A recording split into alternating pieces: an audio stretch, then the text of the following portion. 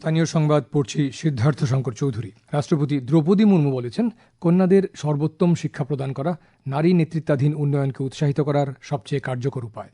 গতকাল নয়াদিল্লিতে জাতীয় শিক্ষক পুরস্কার 2025 প্রদানের পর নিজের ভাষণে রাষ্ট্রপতি জোর দিয়ে বলেন, মেয়েদের শিক্ষাকে সর্বোচ্চ অগ্রাধিকার দেওয়া উচিত। তিনি আরও বলেন, মেয়েদের শিক্ষায় বিনিয়োগ পরিবার, সমাজ এবং জাতির উন্নয়নে একটি অমূল্য অবদান। সাম্প্রতিক বছরগুলিতে উচ্চশিক্ষায় মেয়েদের মোট ভর্তির অনুপাত উল্লেখযোগ্যভাবে বৃদ্ধি পাওয়ায় রাষ্ট্রপতি সন্তোষ প্রকাশ করেছেন। রাষ্ট্রপতি বলেন, শিক্ষা মানুষের ক্ষমতায়ন নিশ্চিত করে, সমাজের দুর্বলতম অংশের শিশুদেরও উল্লেখযোগ্য অগ্রগতি অর্জনে সক্ষম করে তুলতে পারে। তিনি বলেন, খাদ্য, বস্ত্র এবং আশ্রয়ের মতোই একজন ব্যক্তির মর্যাদা এবং নিরাপত্তার জন্য শিক্ষা অপরিহার্য। এদিকে এই অনুষ্ঠানেই রাজ্যের গোমতী জেলার হরিয়ানন্দ ইংরেজি মাধ্যম বিদ্যালয়ের শিক্ষিকা বিদিশা মজুমদার রাষ্ট্রপতির হাত থেকে জাতীয় শিক্ষকের পুরস্কার গ্রহণ করেন। মুখ্যমন্ত্রী অধ্যাপক ডক্টর মানিক সাহা বলেছেন, প্রধানমন্ত্রী নরেন্দ্র মোদীর নেতৃত্বে রূপায়িত নতুন জাতীয় শিক্ষানীতি চালু হওয়ায় রাজ্যের ছেলেমেয়েরা নতুন দিশা পাচ্ছে। রাজ্যের স্কুল থেকে শুরু করে কলেজ, বিশ্ববিদ্যালয় স্তর পর্যন্ত জাতীয় শিক্ষানীতির মাধ্যমে নতুন কার্যক্রম চালু করা হয়েছে। গতকাল আগরতলায় রবীন্দ্র শতবার্ষিকী ভবনে রাজ্যভিত্তিক শিক্ষক দিবস উদযাপন অনুষ্ঠানে তিনি একথা বলেন। মুখ্যমন্ত্রী শিক্ষক শিক্ষিকাদের ভবিষ্যৎ প্রজন্মের ছাত্রছাত্রীদের জন্য আলোকবর্তিকা হিসেবে উল্লেখ করেন। তিনি বলেন, শিক্ষিত নাগরিক হিসেবে ছাত্র সমাজকে গড়ে তুলতে রাজ্যের শিক্ষক সমাজ যথেষ্ট আন্তরিক। বিদ্যালয় শিক্ষা দপ্তর আয়োজিত এই অনুষ্ঠানে 36 জন শিক্ষক শিক্ষিকাকে সংবর্ধনা জ্ঞাপন করা হয়। বিশিষ্ট শিক্ষাবিদ ডাক্তার অতুল দেববর্মাকে পণ্ডিত ঈশ্বরচন্দ্র বিদ্যাসাগর সম্মান, প্রধান শিক্ষিকা প্রণতি দেববর্মাকে মহারানী তুলসীপতি সম্মান এবং বিশিষ্ট শিক্ষক তথা ভারতীয় বিমান বাহিনীর প্রাক্তন আধিকারিক সমীর চক্রবর্তীকে ডক্টর শ্যামাপ্রসাদ মুখার্জি সম্মান প্রদান করা হয়।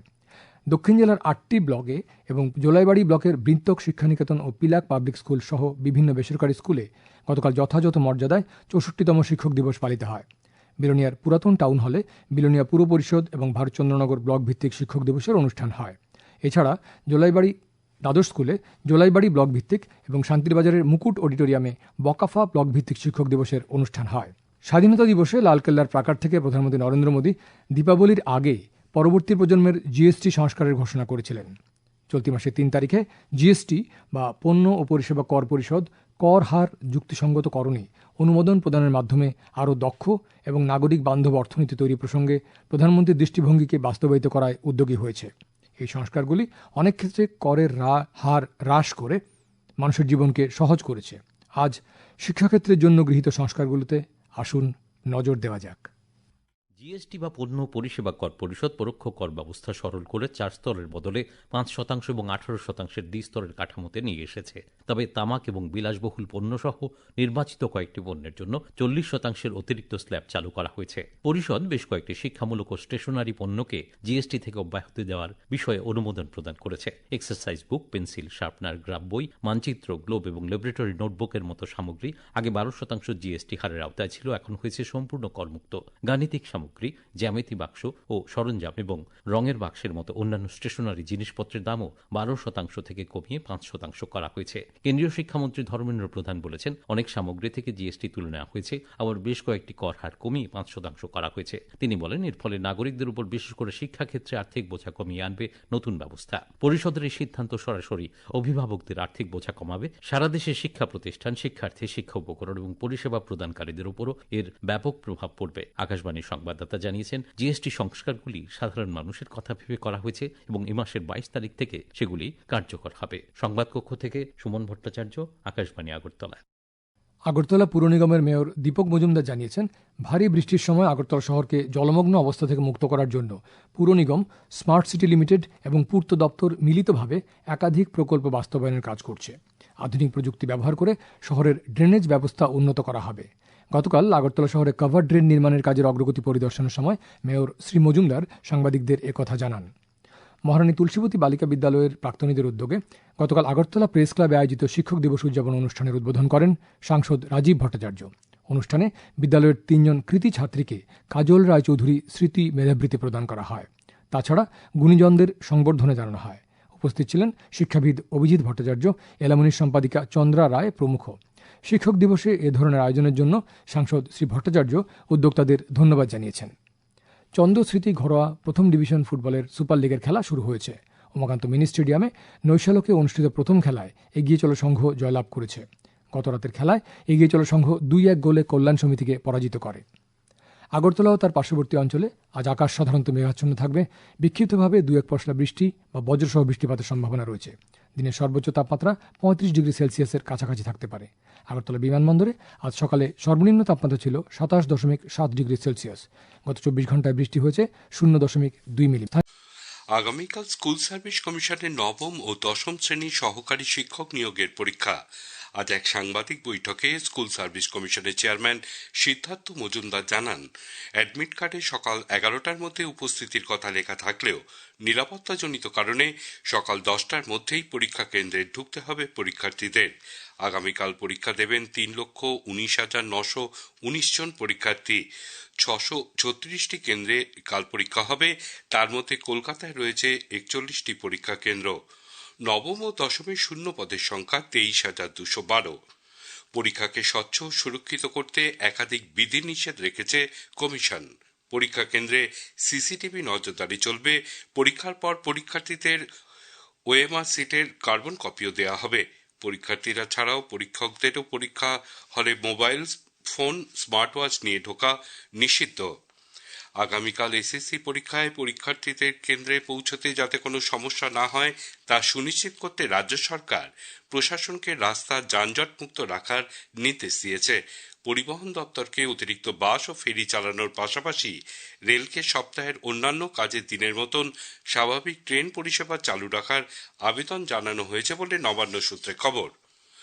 আগামীকাল সুপ্রিম কোর্টের নির্দেশে স্কুল সার্ভিস কমিশনের সহকারী শিক্ষক নিয়োগের পরীক্ষায় চাকরি হারানো যোগ্য শিক্ষকরা বসছেন। নতুন করে পরীক্ষায় বসার প্রতিবাদে কালো পোশাক পরে পরীক্ষা কেন্দ্রে যাবেন চাকরিহারা শিক্ষক শিক্ষিকারা। যোগ্য শিক্ষক শিক্ষিকা অধিকার মঞ্চের আহ্বায়ক মেহবুব মণ্ডল বলেন, 15,403 জন চাকরি হারানো শিক্ষক শিক্ষিকা এই নিয়োগ পরীক্ষায় বসবেন।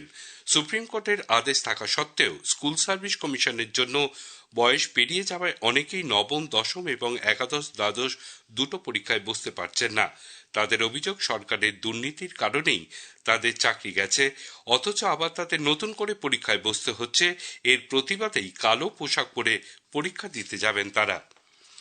কেন্দ্রীয় শিক্ষা প্রতিমন্ত্রী ডক্টর সুকান্ত মজুমদার বলেছেন, মুখ্যমন্ত্রী মমতা ব্যানার্জি বিধানসভায় দায়িত্ব জ্ঞানহীন এবং অশালীন শব্দ ব্যবহার করেছেন, যা অসংসদীয়।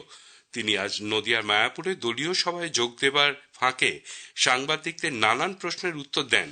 তিনি বলেন, আগামী বিধানসভা নির্বাচনে পরাজয়ের আশঙ্কায় মুখ্যমন্ত্রী এই ধরনের উক্তি করেছেন। বিধানসভার স্পিকারও উপযুক্ত দৃঢ় অবস্থান নিতে ব্যর্থ হয়েছেন বলেও সুকান্তবাবু মত প্রকাশ করেন। তিনি বলেন, বাংলার মানুষ গণতান্ত্রিক পথের যোগ্য জবাব দেবেন। একজন রাজনীতিবিদ যখন বিপদ বোঝেন যে হারার সম্ভাবনা আছে আগামী দিনে, তখন মাথায় এই ধরনের উল্টো পাল্টা চিন্তা ভাবনা আসে এবং এই ধরনের কথা বেরোয় মাননীয় মুখ্যমন্ত্রীর মুখ থেকে। জানি না স্পিকার এক্সপ্যান্ড করেছেন কিনা। এই ধরনের শব্দ গণতান্ত্রিক ব্যবস্থায় লোকসভাতে হলে পরে স্পিকার সঙ্গে সঙ্গে ঘোষণা করতেন, যেটা রেকর্ডে যাবেন, এক্সপ্যান্ড করা হলো। আমরা গণতান্ত্রিক ভাবে বাংলার জনগণের দ্বারা মুখ্যমন্ত্রীকে শাস্তি দেওয়াবো। তারা বুলেট নয়, ব্যালটের মাধ্যমে শাস্তি দেবে। বিধানসভায় অধ্যক্ষ বিমান বন্দ্যোপাধ্যায়ের আচরণে অসন্তোষ প্রকাশ করেছেন বিজেপির মুখ্য সচেতক শঙ্কর ঘোষ। তিনি অভিযোগ করেন, অধ্যক্ষ গত বৃহস্পতিবার বিধানসভার বিশেষ অধিবেশনের শেষ দিনে মুখ্যমন্ত্রীকে অন্যায়ভাবে সুযোগ দিয়েছিলেন। বিরোধী দলনেতা শুভেন্দু অধিকারীর সাসপেনশনকে অনৈতিক বলে মন্তব্য করেন তিনি।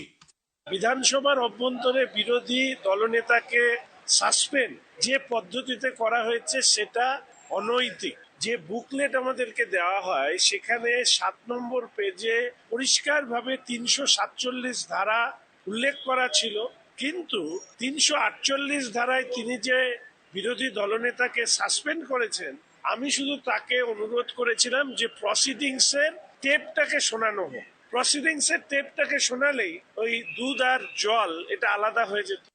মার্শাল দিয়ে তাকে বের করার সময় যেভাবে শারীরিক আঘাত করা হয় তার নিন্দা করেন শঙ্করবাবু।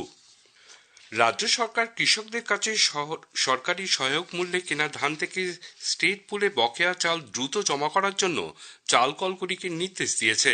চলতি মাসের মধ্যে এই চাল যেন জমা পড়ে তার জন্য খাদ্য ও সরবরাহ দপ্তর রাইস মিলগুলিকে নির্দেশ দিয়েছে। সরকারি সূত্রে জানা গেছে, মূলত গুদামে জায়গা না থাকার জন্যই এখনও পূর্ব বর্ধমান, হুগলি ও মুর্শিদাবাদ জেলায় প্রায় 2 লক্ষ টন চাল জমা দেয়া বাকি। মালদার চাঁচলে দুই বিজেপি কর্মীকে গতকাল গ্রেপ্তারের পর আজ আদালতে নিয়ে যাওয়ার সময় ব্যাপক উত্তেজনা ছড়ায়। পুলিশের সঙ্গে বিজেপি কর্মী ও সমর্থকদের ধস্তাধস্তি শুরু হয়। আহত হন সাংসদ খগেন মুর্মু। মহিলা কর্মীদেরও মারধরের অভিযোগ পুলিশের বিরুদ্ধে। স্থানীয় সংবাদ শেষ হলো।